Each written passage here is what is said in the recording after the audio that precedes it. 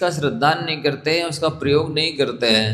आपके लाखों रुपए खर्च करने से या कमाने से थोड़ी आप सुखी होने वाले हैं। पैसे अपने स्थान पर होते हैं और धर्म अपने स्थान पर होता है। तो यहाँ कहा जा रहा है कि नमोकार मंत्र की महिमा तो देखिए जरा, आप कल्पना भी नहीं कर सकते हैं, आपको चिंतन में भी नहीं आ सकता है कि ऐसी महिमा है कि नमोकार मंत्र पढ़ने वाले के लिए चंद्रमा सूरज की तरह, यदि वो चाहता है कि मेरे लिए सूरज की आवश्यकता है तो चंद्रमा सूरज का काम करेगा। यदि वो चाहता है कि नहीं मुझे सूरज नहीं चाहिए, चंद्रमा चाहिए, चंद्रमा जैसा लाभ चाहिए, तो सूर्य से चंद्रमा जैसा लाभ होगा।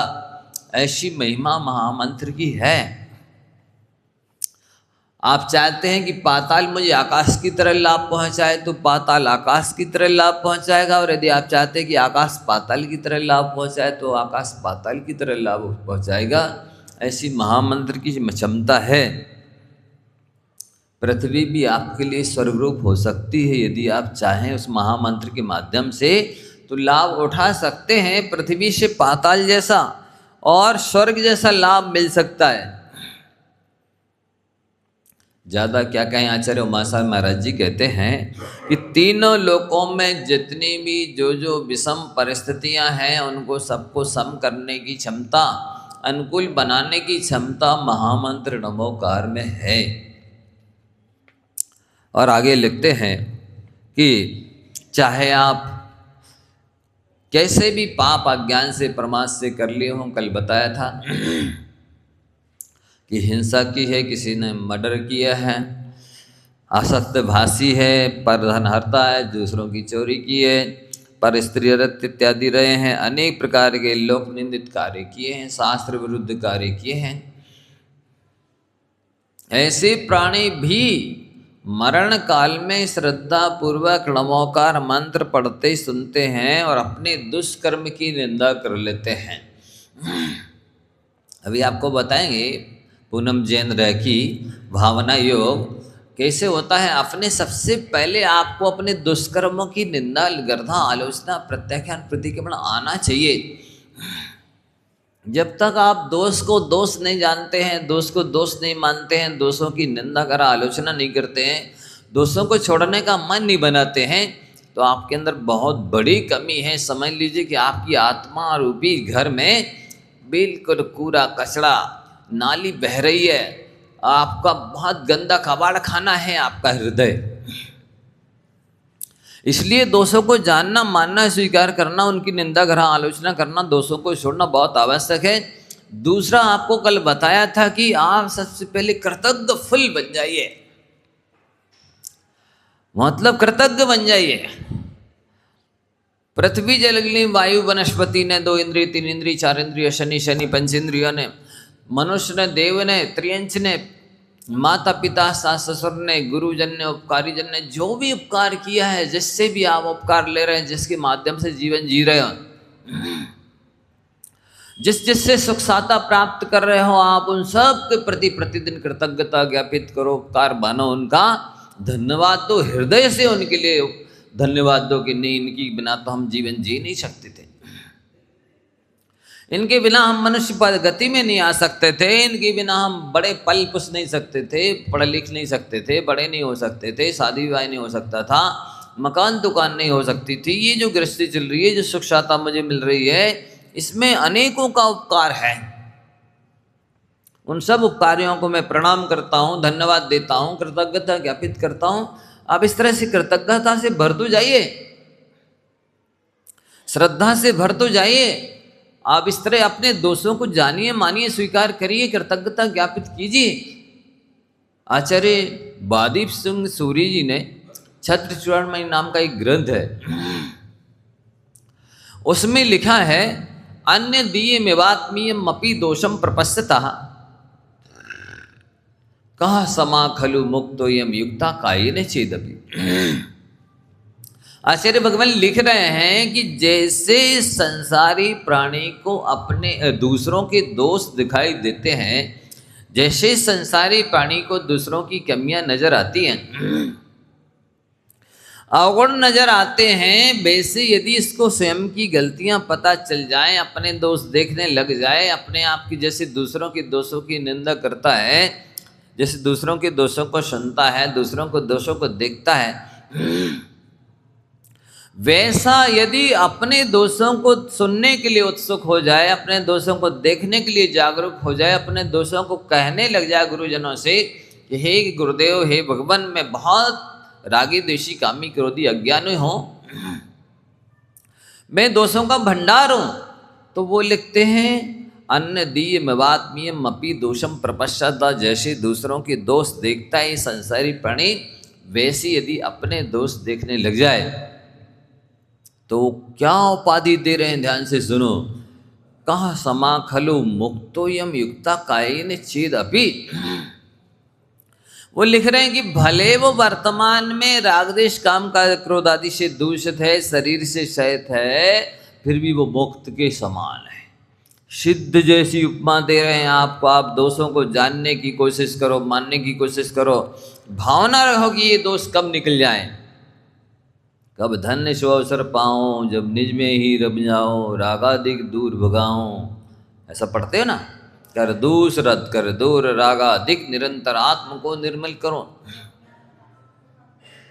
हाँ, ये भावना भानी चाहिए। तो आप भले अभी दोषों से सहित हैं, लेकिन दोषों को जानने, मानने, श्रद्धान करने, दूर स्वीकार करने, दूर करने की भावना रखने लग गए हैं, तो आप सिद्धों के समान हैं, अमूर्तिक, अशरीरी, जो सबसे बड़े श्रेष्ठतम चरम और परम लक्ष्य को प्राप्त उन सिद्धों की उपमा दी है।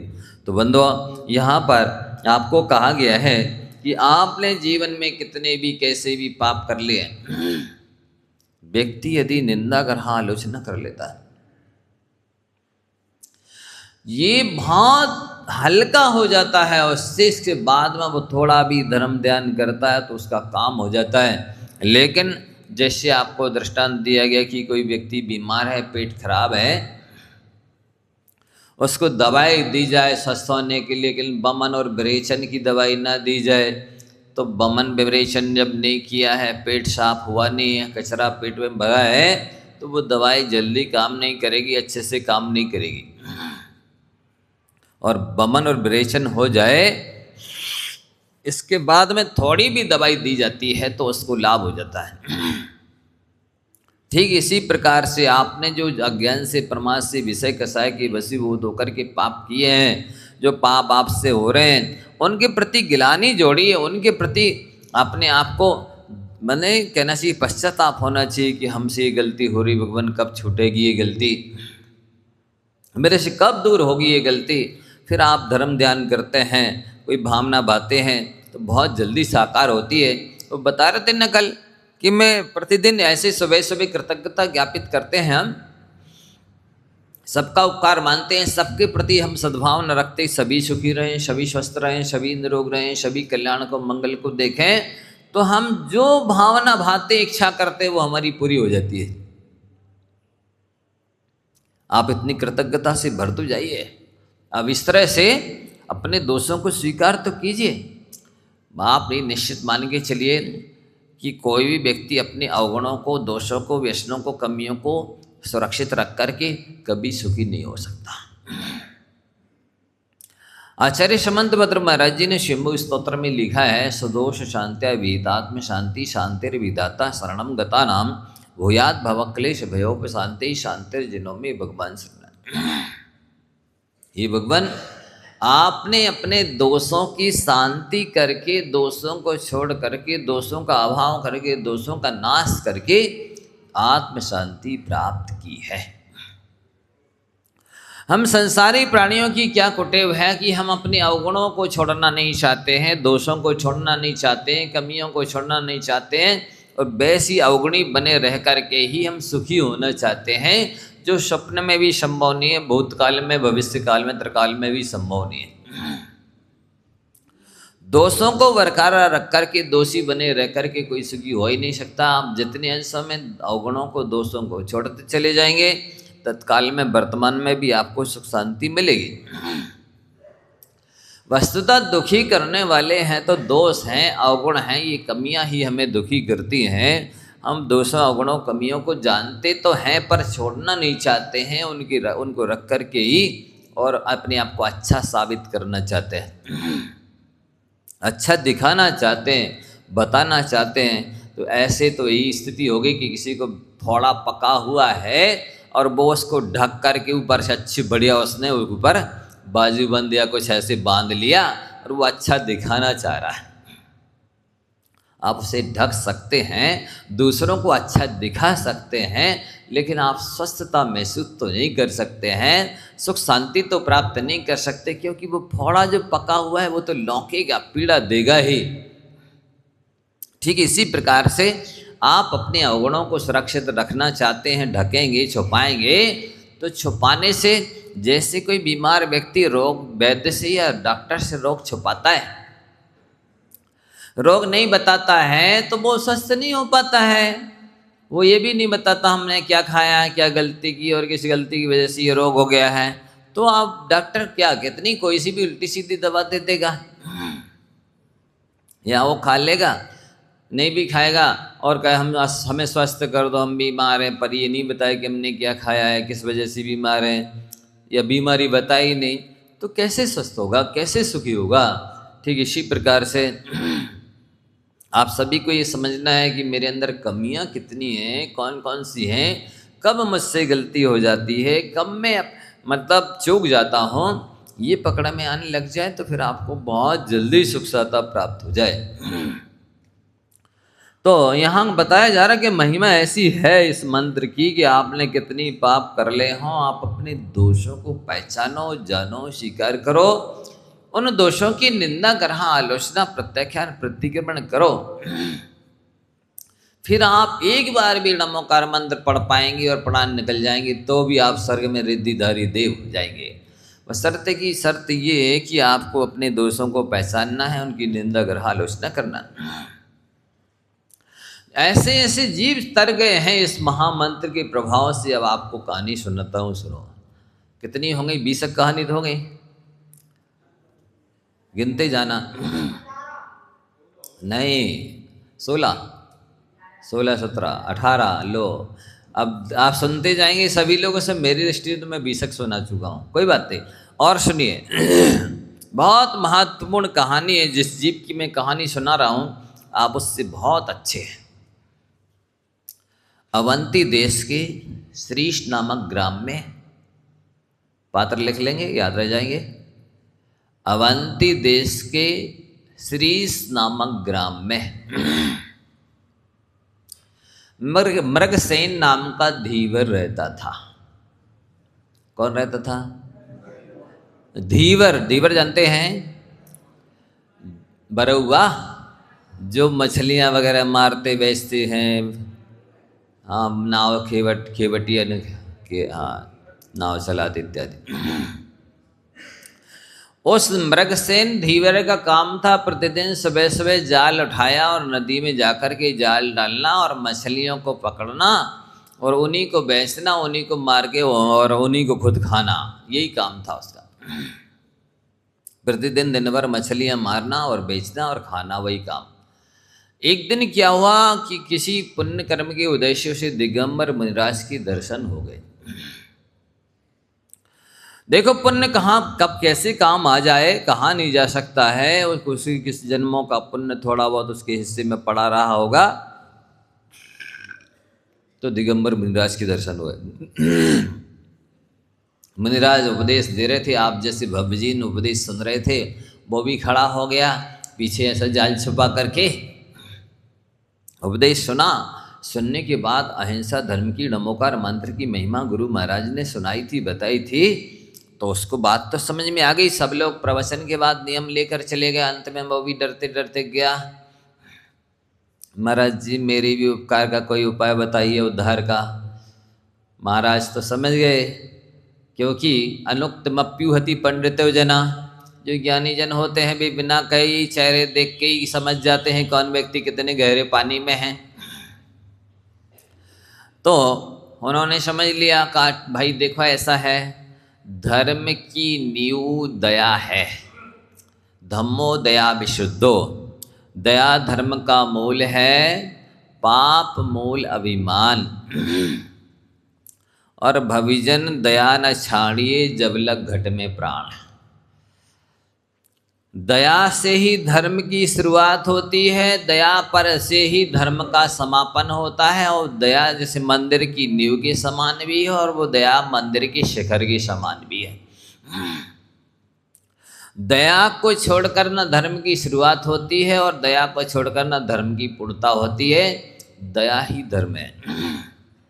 इसलिए अहिंसा परमो धर्म कहा जाता है। उस दया की सिद्धि के लिए ही अष्टमूल गुणों का पालन किया जाता है। दया के लिए ही 12 व्रत लिए जाते हैं, दया के लिए ही 11 प्रतिमाएं पाली जाती हैं, दया के लिए ही अनुव्रत महाव्रत लिए जाते हैं, दया के लिए ही मूल गुणोत्तर गुणों का पालन किया जाता है। 22 परिसय सहे जाते हैं, 12 तप तपे जाते हैं, 18,000 शील के गुणों को पालन करना, 84 लाख उत्तर गुणों का पालन, सब कुछ दया के लिए, अहिंसा की सिद्धि के लिए ही होता है। यदि आप इस तरह से दया को छोड़ करके कुछ करना चाहते हैं, आपके हृदय कठोर है, आपका हृदय काला है, दया आपके अंदर नहीं है, आप अपनी प्रवृत्ति में करते समय दया का, जीवों की रक्षा का ख्याल नहीं रखते हैं, आपको कोई सुखी नहीं कर सकता। निर्दयी कठोर हृदय वाला महाव्रती हुई हो तो उसके लिए नरक पक्का है, और दया से युक्त यदि असंयमी भी हो तो भी उसके लिए स्वर्ग पक्का है। ऐसा दया धर्म है। तो उसने कहा, महाराज जी ने कहा उस धीवर से कि भाई ये मछलियां मारना छोड़ दो, त्याग कर दो, कोई दूसरा अहिंसा की व्यापार करो। उसने कहा नहीं महाराज ये तो नहीं हो सकता, हम तो जन्म से यही करते चले आए, दे मछली मारते हैं, वही मछली बेचते हैं, वही खाते हैं, हमारा और कोई आजीविका जरिया साधन दूसरा कोई नहीं है। महाराज ने बहुत समझाया, जब नहीं माना तो अच्छा उन्होंने कहा एक काम करना, तुम जाल में जो पहली मछली आए उसको छोड़ देना।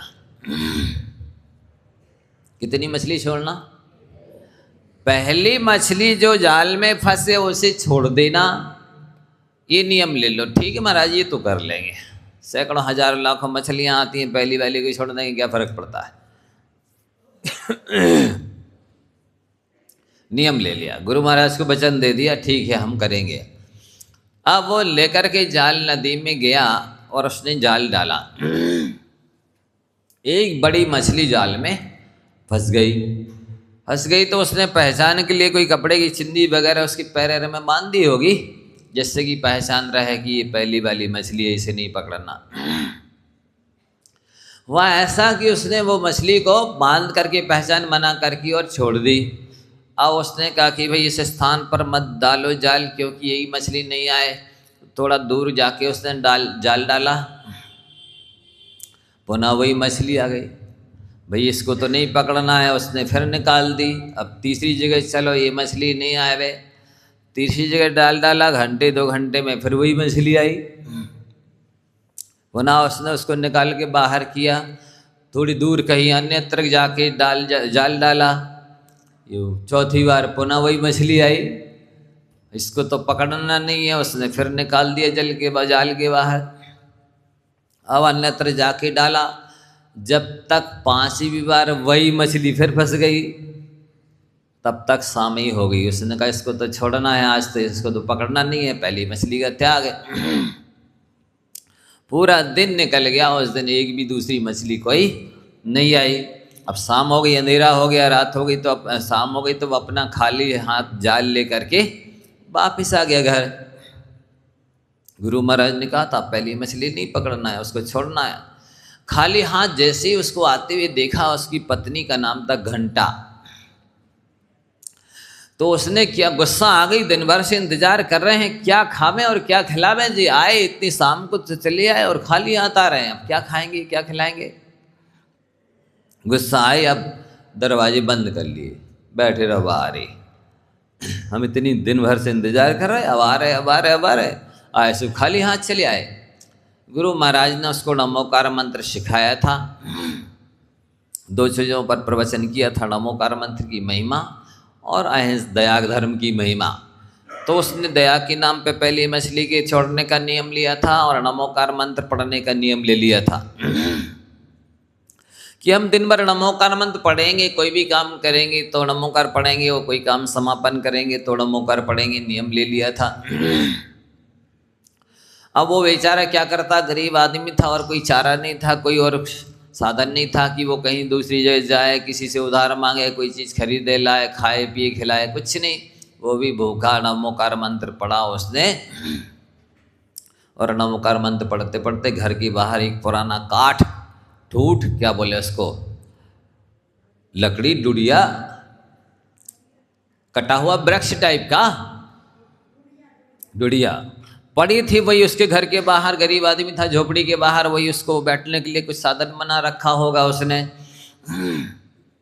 उस कटे हुए काठ लकड़ी के ऊपर, डुडिया के ऊपर वो नमोकार मंत्र पढ़ते हुए सोगा। पढ़ते पढ़ते नमोकार उसकी नींद लग गई, उसमें था एक सांप काला, रात में निकला और उसको डस लिया। सोया था निद्रा में, वो चिर निद्रा में सो गया मृगसेन धीवर। नमोकार मंत्र पढ़ते पढ़ते सोया था। अब देखिए उसकी कहानी आगे क्या होता है। विशाला नगरी में विश्वम्भर राजा राज्य करते थे। कौन सी नगरी में? विशाला नगरी में कौन सी राजा? विश्वम्भर राज करते थे। उसी विशाला नगरी में एक गुणपाल नाम के सेठ रहते थे। गुणपाल नाम के सेठ वहाँ रहते थे, अपने परिवार के साथ रहते थे। उनकी पत्नी भी बहुत धार्मिक थी, उनकी एक पुत्री थी। तो उन गुणपाल सेठ की पत्नी के गर्भ में वो मृगसेन धीवर का जीव आ गया। समझ रहे आप? कहाँ मछुआरा जीवन भर जिसने मछलियां मारी, बेची, खाई, कहाँ वो एक पहली मछली का त्याग किया है जो उसने, उसका फल तो आगे बताएंगे। अभी तो जो नमोकार मंत्र पढ़ते हुए सोया था उसका फल हुआ कि वो विशाला नगरी में गुणपाल सेठ की पत्नी के घर में आ गया।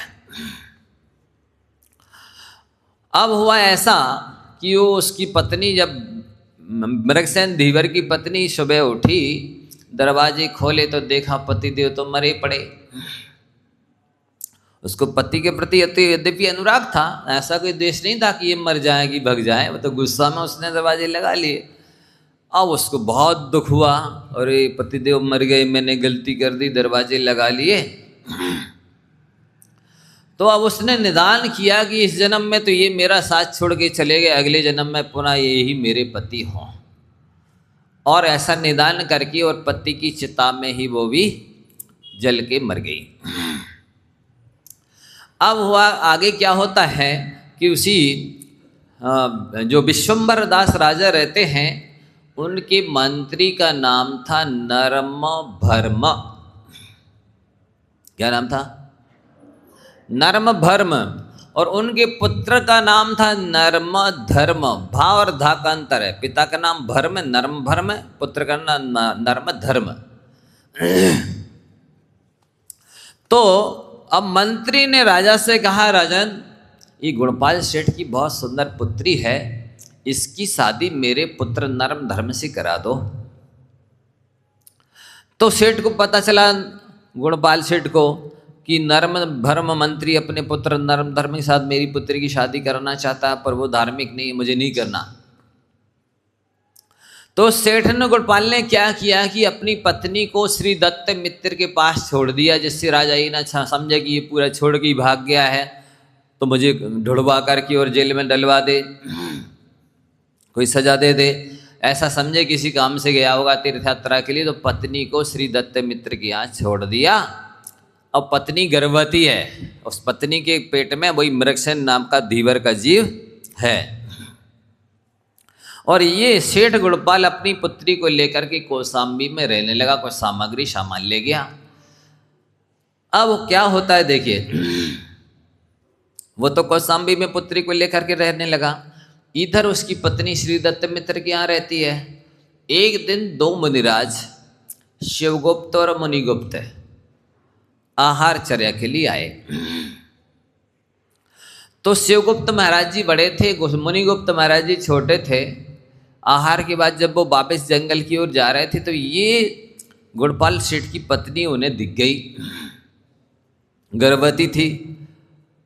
तो वो छोटे महाराज जी बोले, महाराज लगता है इस महिला की उदर में जो जीव आया वो पापी है। तो बड़े महाराज का बदियान था, उन्होंने कहा नहीं नहीं, आपका अनुमान गलत है। इसके गर्भ में जो संतान है ना, उसकी शादी राजा की पुत्री के साथ होगी। अब ये शब्द उस श्री दत्त मित्र के कान में पड़ गए। उस श्री दत्त मित्र के कान में जैसे ये शब्द पड़े तो उसकी ईर्ष्या हुई। अरे मेरे यहाँ तो ये रह रही है और इसके पुत्र की शादी राजा की पुत्री के साथ होगी, मैं नहीं होने दूंगा। और जब उसने 9 महीने हो गए और पुत्र को जन्म दिया तो जन्म की पीड़ा की वजह से, प्रसूति की पीड़ा की वजह से वो मूर्छित हो गई। तो श्री दत्त ने चांडाल को बुलवाया और कुछ पैसों का लोभ दिया कि लो इसको बच्चे को ले जाओ मार डालना। तो वो जो चांडाल था उसने पैसे रखे और देखा कितना प्यारा पुत्र है, इसने मेरा क्या बिगाड़ा, और एक सुरक्षित स्थान पर रख करके चला गया। उसने मारा नहीं। देखो एक बार बच गया। ये हुई मृगसेन नाम का धीवर का जीव है, इसने 5 बार मछली को अभयदान दिया है, एक बार बच गया ये। अब क्या हुआ कि एक बार इस श्री दत्त का जो मित्र बहनोई था, इंद्रदत्त, श्री दत्त के बहनोई का क्या नाम, इंद्रदत्त, उसके यहाँ उसके यहाँ संतान नहीं थी। तो ग्वालों के मुख से सुना कि एक बहुत सुंदर बच्चा वहाँ पर है, पता नहीं किसका है। इसने जैसे ही सुना तुरंत आया, उस बच्चे को उठा के ले गया और पालन पोषण अपनी पत्नी को दिया। ले तेरे यहाँ ये पुत्र आ गया, देख कहाँ से किसने छोड़ दिया, तो तुझे ही दिया है, किसी ने सौंपा है, इसका पालन पोषण कर। उसने रख लिया, था ही नहीं संतान, पालन पोषण करने लगे। अब और अपने उसने साले को सूचना दी कि हमें पुत्र की प्राप्ति हो गई है। तो ये देखने के लिए, उत्सव मनाने के लिए गया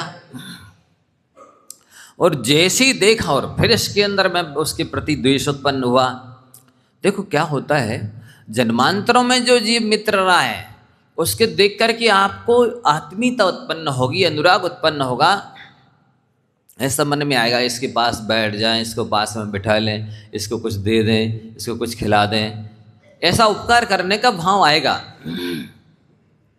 और जो जन्मांतर में शत्रु रहा है तो उसको देखते ही साथ आपको द्वेष उत्पन्न होगा, इसका कुछ बिगाड़ दें, ये उन्नति नहीं कर पाए, इसका भला नहीं हो पाए, ये सुख शांति से नहीं रह पाए, इस टाइप से द्वेष उत्पन्न होता है। तो ये आत्मा यद्यपि अमूर्तिक है और जिस जन्म में कुछ हुआ है लड़ाई झगड़ा, वो शरीर छूट चुका है। अब तो संख्यात असंख्यात भाव बीत चुके हैं, दूसरा शरीर धारण किए हुए है और आत्मा अमूर्तिक है। इसके बाद भी जैसे ही उसको देखते हैं और एकदम यदि उपकारी है पिछले जन्म का मित्र तो राग उत्पन्न होगा, अपकारी है पिछले जन्म का शत्रु है तो देखते ही साथ द्वेष उत्पन्न होता है। ऐसा आत्मा में एक कार्बन कापी हो जाती है। तो वो वहाँ गया और उसने कोई बहाना बनाया, अपने बहनोई से कहा कि मैं बहन को ले जा रहा हूँ कुछ दिन के लिए घर पे। वो घर लाया और किसी बहाने से पुनः उसने बहन को यहाँ वहाँ किया और अपने भनेज मान करके उसको लिया और फिर चांडाल को बुलाया और पैसे दिए और कहा इसको मार डालना। उसने भी, चांडाल ने पैसे, दूसरा चांडाल था वो, कोई पैसे रखे जेब में, कहा कितना प्यारा बच्चा है, इसने क्या बिगाड़ा मेरा। और वो एक गाय जहाँ पर आती थी, खड़ी होती थी, नदी के किनारे गुफा थी, उस सुरक्षित स्थान पर छोड़ के चला गया। मृगसेन धीवर का जीव है जिसने 5 बार मछली को वरदान दिया था, दूसरी बार फिर बच गया वो। अब हुआ ऐसा, ग्वाले गायें लेकर के आए चराने के लिए, उसमें एक गोविंद नाम का मुखिया था, उसके पास भी संतान नहीं थी। और वो लड़कों ग्वालों से सुना एक बहुत सुंदर बच्चा उस गुफा में है, लेटा हुआ पड़ा है, कहता नहीं किसका है। तो वो गया, देखा, अरे ये तो बहुत अच्छा लड़का है, चलो मेरे पास है ही नहीं, इसे ही ले चलते हैं। ले गया। अपनी पत्नी को सौंपा, देख तेरे भाग्य से पुत्र आ गया, मिल गया। उसने भी ले लिया, गले से लगाया, उसका पालन पोषण किया। अब धीरे धीरे धीरे धीरे वो बड़ा होने लगा, काफ़ी बड़ा हो गया। अब एक दिन फिर क्या होता है, ये श्री दत्त जिसके यहाँ उसकी वो माँ रह रही थी, वो श्री दत्त व्यापार करने के लिए, बंजी करने के लिए, घी इत्यादि खरीदने के लिए ग्वालों के गाँव में गया। गांव गांव होते ना छोटे छोटे गांव, तो घी खरीदते खरीदते सब जगह खरीदी कर रहा था। उसी गांव में पहुंच गया उस गोविंद ग्वाले के घर, घी खरीदा और उस लड़के को देखा और पुनः विचार करने लगा, इसको तो मारना है। और उसने बहाना बनाया, एक पत्र लिखा कि भाई गोविंद जी, मुझे घर पे कुछ विशेष खास समाचार भेजना है, अभी मैं घर पे नहीं जा पा रहा हूँ, थोड़ा सा व्यापार करने निकला हूँ, तुम अपने बेटे को मेरा ये समाचार लेकर के भेज दो ना। हाँ हाँ सेठ जी, जैसी आपकी आज्ञा है, आप हमारी इतनी मतलब उपकारी हैं, आपसे हमारा व्यापार लेन देन चलता है, क्या मेरा बेटा इतना सा कम नहीं कर सकता आपका? हाँ हाँ, क्या समाचार भेजना है, मेरे बेटे के हाथ से भेज दो आप। उसने पत्र लिखा और पैक कर दिया, और इस तरह से ताबीज सा बना करके ये कोई खोल नहीं पाए, पढ़ नहीं पाए, और उस गले, बच्चे के गले में बांध दिया। कहा बेटा लो, तुम यहाँ जा करके और मेरे बेटे को, ये पत्नी को पत्र दे देना। वो लेके चला। धनकीर्ति उसका नाम था। क्या नाम है उसका? धनकीर्ति। वो धनकीर्ति पत्र लेकर के जा रहा था, रास्ते में उसको थकान हुई, एक वृक्ष के नीचे आराम से सो गया। इतने में एक वेश्या फूल तोड़ने के लिए आई हुई थी, तो उसने देखा कितना सुंदर राजकुमार सा लेटा है, इसकी गले में तो देखें क्या पहना है ये, वो सो रहा है। उसने धीरे से वो निकाला और खोल के पत्र पढ़ लिया। उसमें लिखा था, बेटे महाबल, तुम यदि मुझे अपना पिता समझते हो, और पत्नी का नाम लिखा कि तुम मुझे अपना पति समझती हो, तो ये जो पत्रवाहक आ रहा है, इसको आते ही साथ किसी उपाय से मार डालना है, जहार दे करके मार डालना इसको। अब उसने देखा हुआ क्या था, वो जो बेश्या आई, मतलब जो बेश्या ने पत्र पढ़ा, और इतना सुंदर राजकुमार है, बताओ किसी वेरी ने कैसा पत्र लिखा, ये मारा जाएगा? नहीं नहीं, मारा नहीं जाना चाहिए। तो उसने काजल निकाला आँख का और इस पत्ते पे घोर करके और उस पत्र के शब्द बदल दिए कि बेटे महाबल, और पत्नी से लिखा कि तुम यदि मुझे अपना पिता समझते हो, तो ये जो पत्रवाहक आ रहा है ना, इसके साथ श्रीमती जो पुत्री है मेरी, उसकी शादी कर देना। देखो जरा, अब वो वेश्या मालूम कौन है? वो पूर्व जन्म की मछली का जीव है, उसकी रक्षा करी थी इसने, इसलिए इसको देखते ही उसको भी इसके प्रति प्रेम उत्पन्न हुआ, राग उत्पन्न हुआ, और उसने पत्र के शब्द बदल दिए और पुनः ज्यों का त्यों बांध दिया। उसको पता ही नहीं, वो जब सो के उठा तो अपने उठ के चला गया। कितनी बार रक्षा हो गई? अभी 2 बार तो उसने ग्वाला और वो, हाँ उसने रक्षा की। अब ये ले जाकर के पत्र जैसी पहुंचा, उसके बेटे ने, श्रीदत्त के बेटे ने पढ़ा, महाबल ने, पिताजी अभी व्यापार के लिए जा रहे हैं, आगे जाना है उनको, अभी तो आ नहीं सकते हैं। और इसमें लिखा हुआ कि जो पत्र लेकर के आ रहा है, उसके साथ मेरी बहन, उसकी बहन कहलाई श्रीमती, उसकी शादी करना है।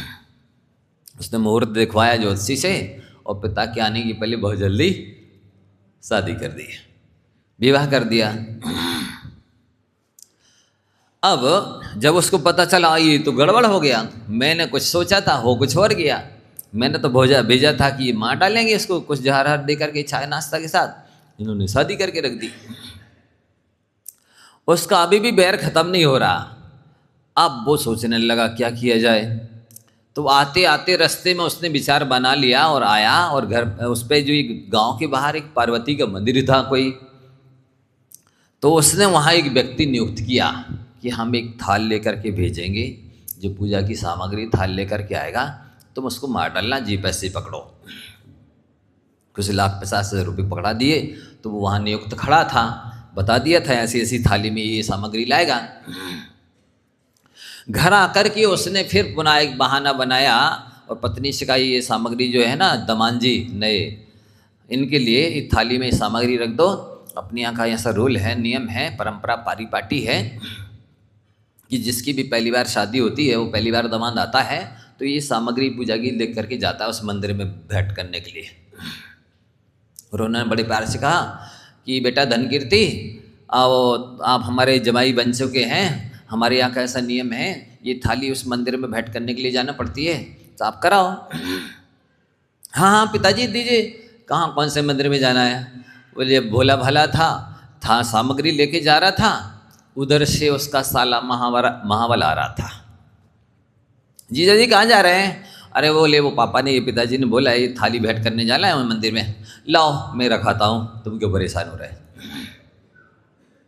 और वो साले ने थाली ले ली और जैसे लेके वो पहुंचा, जो वहाँ पर व्यक्ति नियुक्त था उससे क्या पता कौन है, तो उसने आते ही साथ उसको मार डाला।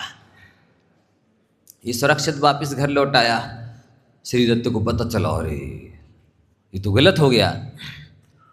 देखो जो दूसरे के लिए खाई खोदता है ना, उसके लिए कुआं खुदा हुआ मिलता है। जो दूसरे का बुरा विचारता है उसका बुरा तो तब होगा जब उसके पाप कर्म का उदय होगा, लेकिन बुरा विचारने वाले का, बुरा करने वाले का बुरा तो नियम से होता ही है। 4 बार बच गया। वो मछली के जीव को कितने बार रक्षा की थी?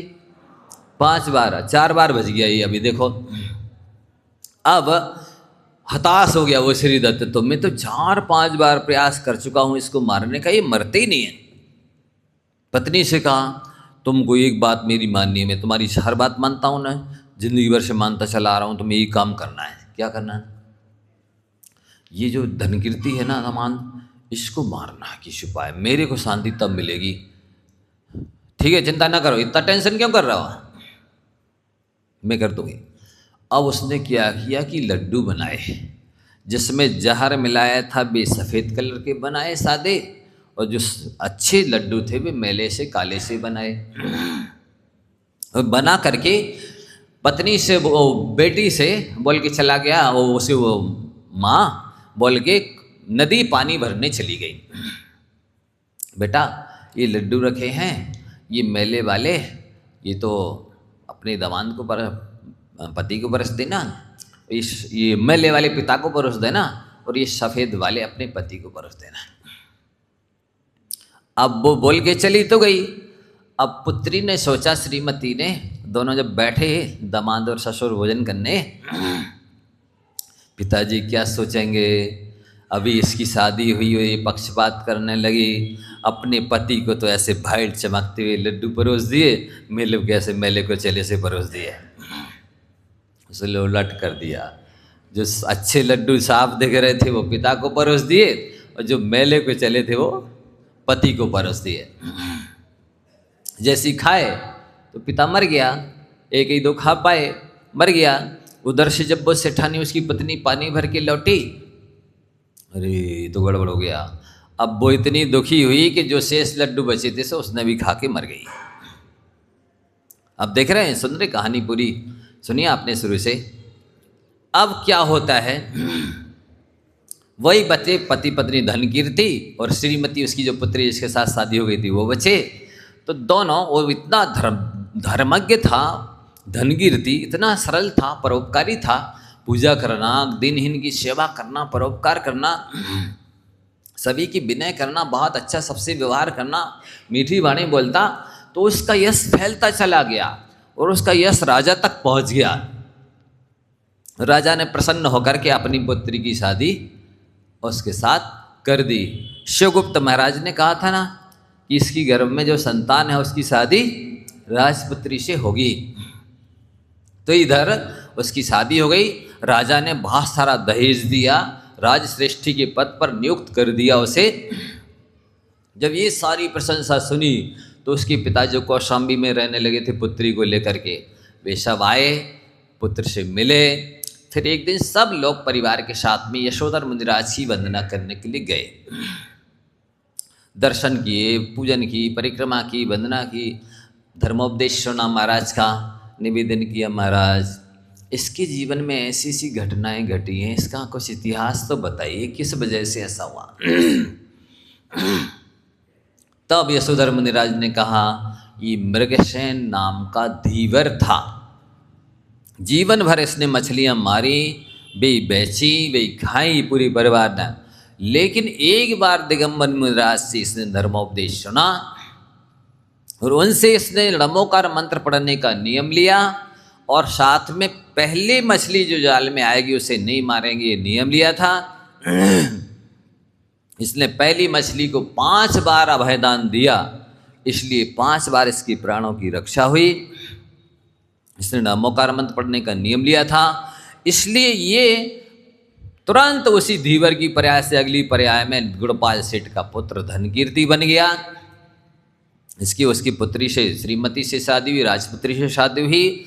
जब ये धर्मोपदेश सुना तो धनकीर्ति तो वैसी धर्मात्मा था ही, वैराग उत्पन्न हो गया। उसने मुनि दीक्षा ले ली, श्रीमती ने भी दीक्षा ले ली। जो मछली का जीवन अंग सारा वेश्या बना था, उसने भी आर्य का दीक्षा ले ली। किसने? वेश्या ने। उसकी पत्नी ने भी ले ली, वेश्या ने भी ले ली, धनकीर्ति ने भी दीक्षा ले ली। धनकीर्ति ने तपस्या करके सर्वार्थ सिद्धि प्राप्त की, सर्वोच्च विमान, उत्कृष्ट विमान। बंधुओं ध्यान से सुन रहे हैं आप? क्या सुनाया जा रहा है? एक धीवर बरौआ इतनी निकृष्ट जाति का और मछली जैसे मारने वाला, जीवन भर मांस बेचने वाला, खाने वाला निकृष्ट प्राणी, इस महामंत्र के प्रभाव से अगले ही जन्म में गुड़पाल सेठ का पुत्र बन गया। राजपुत्री से शादी हुई, ठाट बाट वैभव होगा, मुनि दीक्षा लेकर तपस्या करके सर्वार्थ सिद्धि चला गया। बंधुओं, ये है महामंत्र की महिमा और ये है दया धर्म का फल। जो जितनी ज़्यादा करेगा उसका उतनी जल्दी कल्याण होने वाला है। अब आप इनके मुख से सुनेंगे, ये आपको बहुत सारी चीज़ें कुछ अच्छी अच्छी बताएंगे। आप लोग सभी ध्यान से सुन करके जाना। बीना से हमारे सौदागर जन आए हैं, निवेदन करेंगे आए कि महाराज श्री के 52 से चरणों में श्रीपद समर्पित करेंगे। आगे दौलत भी है अनूप जी आए। एक बात बता दें कि जैन समाज के गौरव मान्य के बीना से निवासी हैं और योगा की बहुत अच्छी जानकारी है। हम आरोग्य जैन समाज की ओर से निवेदन करेंगे कि बहन जी हमारे लिए मार्गदर्शन प्रदान करें। और बहुत सारी चीज़ें हैं इनके पास, योगा अकेले नहीं है, वास्तु है, स्वास्थ्य संबंधी है, जितनी तरह की समस्या